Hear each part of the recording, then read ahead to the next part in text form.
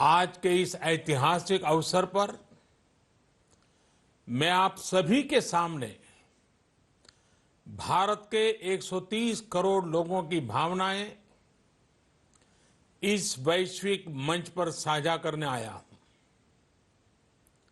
अध्यक्ष महोदय, 1945 की दुनिया निश्चित तौर पर आज से बहुत अलग थी। पूरा वैश्विक माहौल, साधन, संसाधन, समस्याएं, समाधान सब कुछ भिन्न थे। ऐसे में विश्व कल्याण की भावना के साथ जिस संस्था का गठन हुआ, जिस स्वरूप में गठन हुआ, वो भी उस समय के हिसाब से ही था। आज हम एक बिल्कुल अलग दौर में हैं। 21वीं सदी में हमारे वर्तमान की, हमारे भविष्य की आवश्यकताएं और चुनौतियां अब कुछ और है। इसलिए आज पूरे विश्व समुदाय के सामने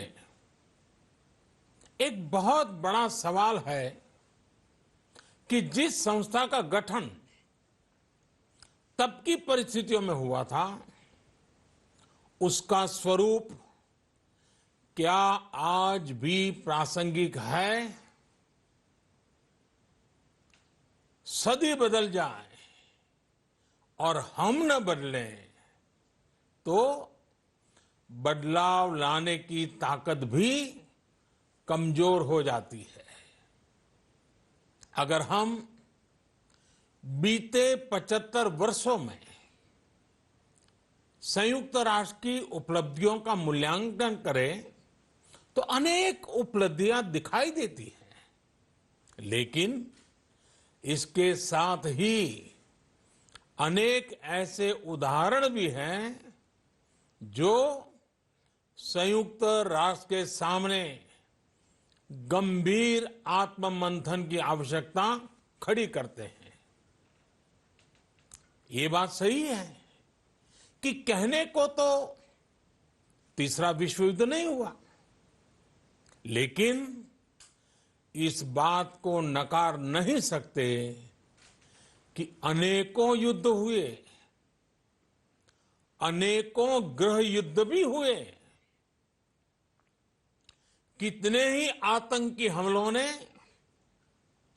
पूरी दुनिया को थर्रा कर रख दिया। खून की नदियां बहती रही। इन युद्धों में, इन हमलों में जो मारे गए वो हमारी आपकी तरह इंसान ही थे। वो लाखों मासूम बच्चे जिन्हें दुनिया पर छा जाना था, वो दुनिया छोड़कर चले गए। कितने ही लोगों को अपने जीवन भर की पूंजी गंवानी पड़ी, अपने सपनों का घर छोड़ना पड़ा। उस समय और आज भी संयुक्त राष्ट्र के प्रयास क्या पर्याप्त थे? पिछले 8-9 महीने से पूरा विश्व कोरोना वैश्विक महामारी से संघर्ष कर रहा है। इस वैश्विक महामारी से निपटने के प्रयासों में संयुक्त राष्ट्र कहां है? एक प्रभावशाली रिस्पांस कहां है? अध्यक्ष महोदय, संयुक्त राष्ट्र की प्रतिक्रियाओं में बदलाव, व्यवस्थाओं में बदलाव, स्वरूप में बदलाव आज समय की मांग है। संयुक्त राष्ट्र का भारत में जो सम्मान है, भारत के 130 करोड़ से ज्यादा लोगों का इस वैश्विक संस्था पर जो अटूट विश्वास है, वो आपको बहुत कम देशों में मिलेगा। लेकिन ये भी उतनी ही बड़ी सच्चाई है कि भारत के लोग संयुक्त राष्ट्र के रिफॉर्म को लेकर जो प्रोसेस चल रहा है, उसके पूरा होने का बहुत लंबे समय से इंतजार कर रहे हैं। आज भारत के लोग चिंतित हैं कि क्या ये प्रोसेस कभी एक लॉजिकल एंड तक पहुंच पाएगा? आखिर कब तक भारत को संयुक्त राष्ट्र के डिसीजन मेकिंग स्ट्रक्चर से अलग रखा जाएगा? एक ऐसा देश जो दुनिया का सबसे बड़ा लोकतंत्र है, एक ऐसा देश जहां विश्व की 18% से ज्यादा जनसंख्या रहती है, एक ऐसा देश जहां सैकड़ों भाषाएं हैं, सैकड़ों बोलियां हैं, अनेकों पंथ हैं, अनेकों विचारधारा हैं, जिस देश ने सैकड़ों वर्षों तक वैश्विक अर्थव्यवस्था का नेतृत्व करने और सैकड़ों वर्षों की गुलामी दोनों को जिया है। अध्यक्ष महोदय, जब हम मजबूत थे तो दुनिया को कभी सताया नहीं। जब हम मजबूर थे तो दुनिया पर कभी बोझ नहीं बने। अध्यक्ष महोदय, जिस देश में हो रहे परिवर्तनों का प्रभाव दुनिया के बहुत बड़े हिस्से पर पड़ता है, उस देश को आखिर कब तक इंतजार करना पड़ेगा? अध्यक्ष महोदय, संयुक्त राष्ट्र जिन आदर्शों के साथ स्थापित हुआ था और भारत की मूल दार्शनिक सोच बहुत मिलती जुलती है, अलग नहीं है। संयुक्त राष्ट्र के इसी हॉल में ये शब्द अनेकों बार गूंजा है, वसुधैव कुटुंबकम। हम पूरे विश्व को एक परिवार मानते हैं। यह हमारी संस्कृति, संस्कार और सोच का हिस्सा है। संयुक्त राष्ट्र में भी भारत ने हमेशा विश्व कल्याण को ही प्राथमिकता दी है। भारत वो देश है जिसने शांति की स्थापना के लिए लगभग 50 पीस कीपिंग मिशंस में अपने जांबाज सैनिक भेजे। भारत वो देश है जिसने शांति की स्थापना में सबसे ज्यादा अपने वीर सैनिकों को खोया है। आज प्रत्येक भारतवासी संयुक्त राष्ट्र में अपने योगदान को देखते हुए संयुक्त राष्ट्र में अपनी व्यापक भूमिका भी देख रहा है। अध्यक्ष महोदय, 2 अक्टूबर को international day of non violence और 21 जून को इंटरनेशनल डे ऑफ योगा, इनकी पहल भारत ने ही की थी। Coalition for disaster resilience infrastructure और इंटरनेशनल सोलर अलायंस, ये भारत के ही प्रयास है। भारत ने हमेशा पूरी मानव जाति के हित के बारे में सोचा है, न कि अपने निहित स्वार्थों के बारे में। भारत की नीतियां हमेशा से इसी दर्शन से प्रेरित रही है। भारत की नेबरहुड फर्स्ट पॉलिसी से लेकर एक्ट ईस्ट पॉलिसी तक, security and growth for all in the region, इसकी सोच, या फिर इंडो पैसिफिक क्षेत्र के प्रति हमारे विचार, सभी में इस दर्शन की झलक दिखाई देती है। भारत की पार्टनरशिप का मार्गदर्शन भी यही सिद्धांत तय करता है। भारत जब किसी से दोस्ती का हाथ बढ़ाता है तो वो किसी तीसरे के खिलाफ नहीं होती। भारत जब विकास की साझेदारी मजबूत करता है तो उसके पीछे किसी साथी देश को मजबूर करने की सोच नहीं होती।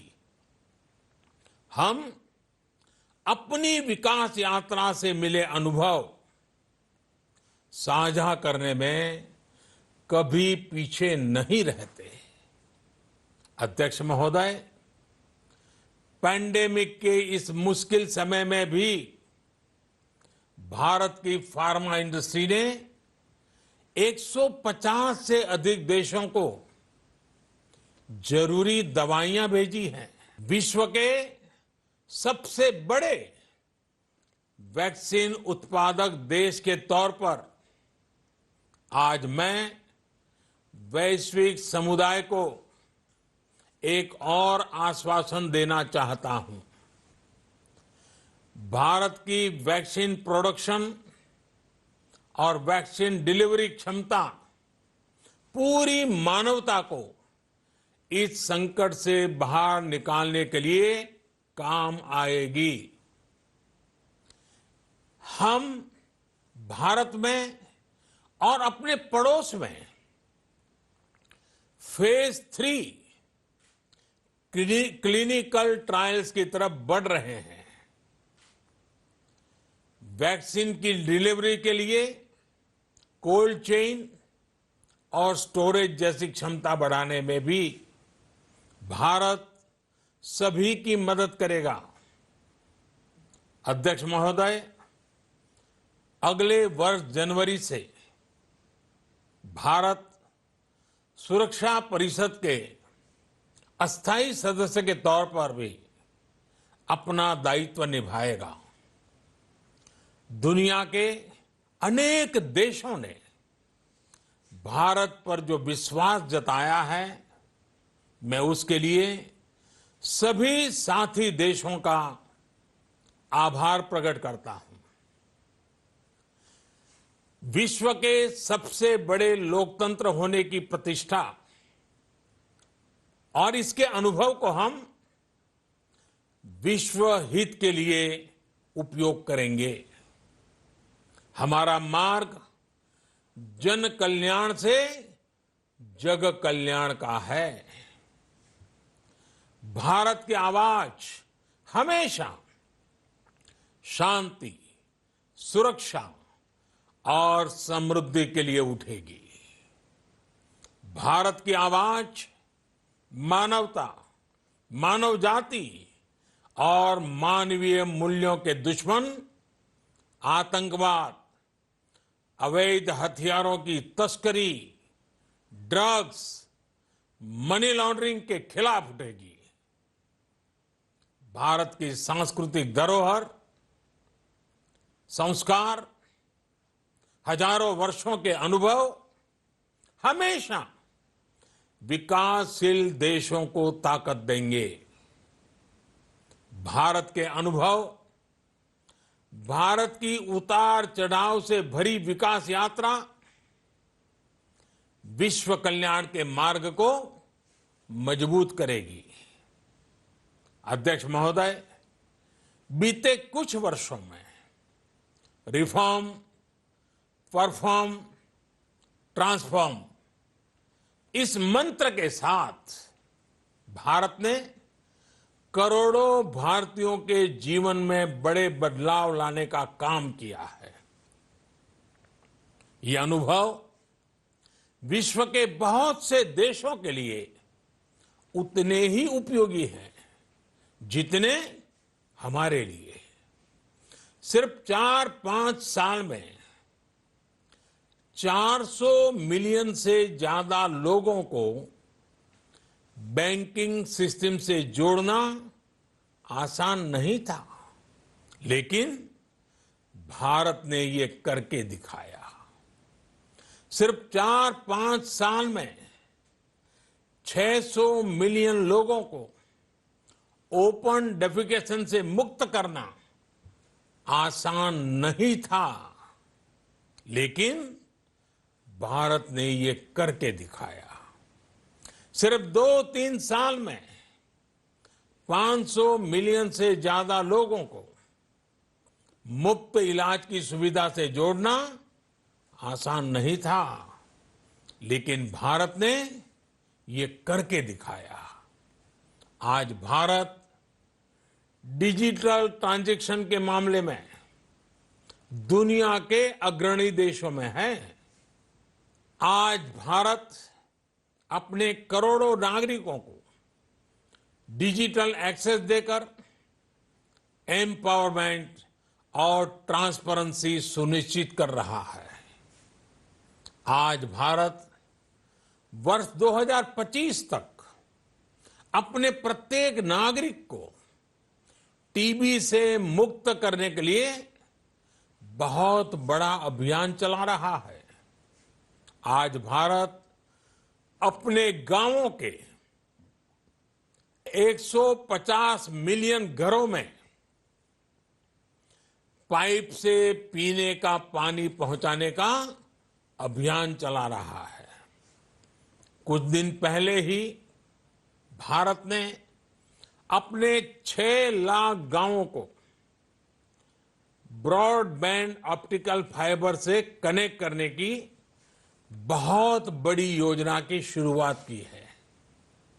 अध्यक्ष महोदय, पैंडेमिक के बाद बनी परिस्थितियों के बाद हम आत्मनिर्भर भारत के विजन को लेकर आगे बढ़ रहे हैं। आत्मनिर्भर भारत अभियान ग्लोबल इकोनॉमी के लिए भी एक फोर्स मल्टीप्लायर होगा। भारत में आज ये सुनिश्चित किया जा रहा है कि सभी योजनाओं का लाभ बिना किसी भेदभाव प्रत्येक नागरिक तक पहुंचे। विमेन एंटरप्राइज और लीडरशिप को प्रमोट करने के लिए भारत में बड़े स्तर पर प्रयास चल रहे हैं। आज दुनिया की सबसे बड़ी माइक्रो फाइनेंसिंग स्कीम्स का सबसे ज्यादा लाभ भारत की महिलाएं ही उठा रही हैं। भारत दुनिया के उन देशों में से एक है जहां महिलाओं को 26 वीक्स की पेड मैटरनिटी लीव दी जा रही है। भारत में ट्रांसजेंडर्स के अधिकारों को सुरक्षा देने के लिए भी कानूनी सुधार दिए गए हैं। अध्यक्ष महोदय, भारत विश्व से सीखते हुए, विश्व को अपने अनुभव बांटते हुए आगे बढ़ना चाहता है। मुझे विश्वास है कि अपने 75वें वर्ष में संयुक्त राष्ट्र और सदस्य सभी देश इस महान संस्था की प्रासंगिकता बनाए रखने के लिए और प्रतिबद्ध होकर काम करेंगे। संयुक्त राष्ट्र में संतुलन और संयुक्त राष्ट्र का सशक्तिकरण विश्व कल्याण के लिए उतना ही अनिवार्य है। आइए संयुक्त राष्ट्र के 75वें वर्ष पर हम सब मिलकर अपने आप को विश्व कल्याण के लिए एक बार फिर समर्पित करने का प्रण लें। धन्यवाद।